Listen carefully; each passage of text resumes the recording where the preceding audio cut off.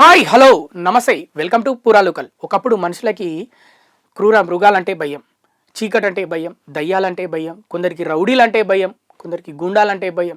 ఇలా చాలా భయాలతో అలా కాలం మారుతూ చెందుతూ వచ్చింది. కానీ ఇప్పుడు ప్రజెంట్ అయితే ట్రెండ్ ఎలా ఉందంటే సాటి మనిషితో మాట్లాడాలంటే భయం. మా గురించి వాళ్ళకి ఏమైనా చెప్పుకుంటే వాళ్ళు మా గురించి ఏమనుకుంటారో, మాకు సాయం చేస్తారో లేదో అని మాట చెప్పలేని పరిస్థితి ఎదుటి మనిషికి. అసలు మనిషి అంటేనే భయం అనే పరిస్థితి కలిగింది. ఇప్పుడు అలాంటి సంఘటనే సికింద్రాబాద్లోని వారసిగూడలో ఒక ఘటన చోటు చేసుకుంది. ఒక సంఘటన జరిగింది. 9 రోజులుగా ఇంట్లోనే తల్లి శవం. వాళ్ళ తల్లి చనిపోయి 9 రోజులైంది.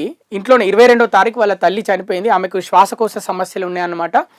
9 రోజులు అయింది, కానీ పిల్లలు బయటికి చెప్పుకోలేదు. ఒక రూమ్లో తల్లిని పెట్టారు, ఇంకో రూమ్లో వాళ్ళు ఉన్నారు. ఇంట్లో ఉన్న బ్రెడ్ అది ఇదిగా 9 రోజులు అవే తింటూ ఉన్నారు. ఏం చేయాలో అర్థం కాలేదు. ఇక 9 రోజుల తర్వాత ధైర్యం చేసి మా అమ్మ చనిపోయిందని బయటకు అయితే వచ్చి చెప్పుకున్నారు. అమ్మ చనిపోవడంతో డిప్రెషన్లోకి ఇద్దరు కూతుళ్ళు. ఎవరైనా డిప్రెషన్లోకి వెళ్తారో అది కామన్. కాకపోతే ఏంటంటే వీళ్ళకు ఒక పెద్ద దిక్కు లేడు. ఈవిడ భర్త, ఈమె పేరు శ్రీలలిత. ఈమెకు 45 సంవత్సరాలు. ఈమె చనిపోయింది. ఈమె భర్త ఉస్మానియా యూనివర్సిటీలో ఉద్యోగం చేసే అతను 5 ఏళ్ల కింద ఈమె ఇద్దరు కూతుళ్లను వదిలేసి వెళ్ళిపోయాడు. ఇక ఈవిడకి ఇద్దరు కూతుళ్ళు, రవళిక, అశ్విత. రవళిక బట్టల షాప్లో పనిచేస్తుంది. అశ్విత క్యాటరింగ్లో పనిచేస్తుంది. ఈవెంట్ మేనేజ్మెంట్లో క్యాటరింగ్లో పనిచేస్తుంది. ఇక వీళ్ళు ఎవ్వరికీ చెప్పుకోలేని పరిస్థితి. ఇక్కడ క్లియర్గా తెలుస్తుంది ఒక్కటే. ఇప్పుడు ఆవిడ బట్టల షాప్లో పనిచేస్తుంది ఒక కూతురు క్యాటరింగ్లో పనిచేస్తుంది, ఈవెంట్ మేనేజ్మెంట్లో. మరి అక్కడ చాలామంది ఫ్రెండ్స్ ఉంటారు ఈమె కూతుళ్ళకి.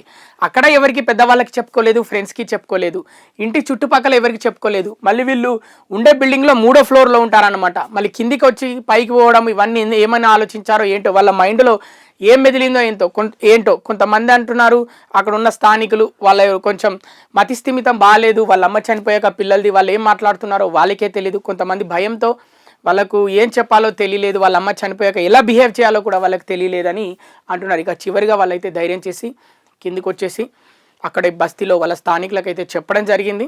చెప్తే మీరు ఎమ్మెల్యే క్యాంప్ ఆఫీస్కి వెళ్ళండి, అక్కడికి వెళ్తే వాళ్ళు హెల్ప్ చేస్తారంటే సికింద్రాబాద్ ఎమ్మెల్యే క్యాంప్ ఆఫీస్కి వాళ్ళు వెళ్ళి అక్కడ చెప్పుకుంటే వాళ్ళు పోలీస్ స్టేషన్లో సమాచారం ఇస్తే ఏసీపీ, సిఐ, అలాగే చిలకలగూడకు సంబంధించి ఎస్ఐ వాళ్ళందరూ అక్కడికి చేరుకొని చూసి ఒక అంబులెన్స్ని తీసుకొని వచ్చి ఆ అంబులెన్స్కి సమాచారం ఇస్తే అంబులెన్స్ వచ్చి అంబులెన్స్ గాంధీ మార్చురికి ఆ శవాన్ని అయితే తీసుకొని వెళ్ళడం జరిగింది. ఇక తర్వాత ఇక దాన సంస్కారాలు జరిగినట్టున్నాయి. అంటే ఇక ప్రభుత్వం నిర్వహించిందని అనుకోవచ్చు. కానీ ఇక్కడ క్లియర్గా తెలుస్తుంది ఏంటంటే 9 రోజులు ఒక శవం ఇంట్లో ఉంది, అది జనవాసాల మధ్య.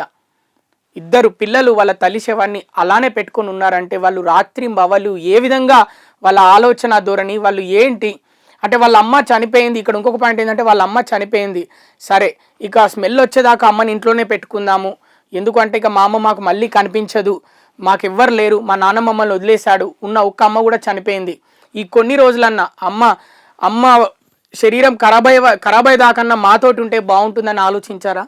లేకపోతే 3వ ఫ్లోర్లో ఉండి స్మెల్ రాలేదు, వాళ్ళే కిందికి వచ్చి చెప్పుకున్నారు అని అటు పోలీసులు అయితే చెప్తున్నారు.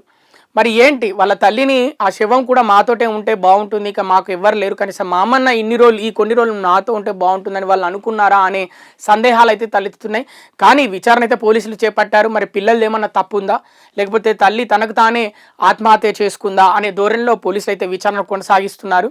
కానీ ఏంటంటే మానవత్వం ఈ రోజులలో క్లియర్గా తగ్గిపోతుంది. అంటే ఒక మనిషి బాధ ఇంకో మనిషికి చెప్పలేకపోతున్నారు అనే సిచ్యువేషన్స్ అయితే వస్తున్నాయని క్లియర్గా ఈ విషయంలో అయితే అర్థమవుతుంది.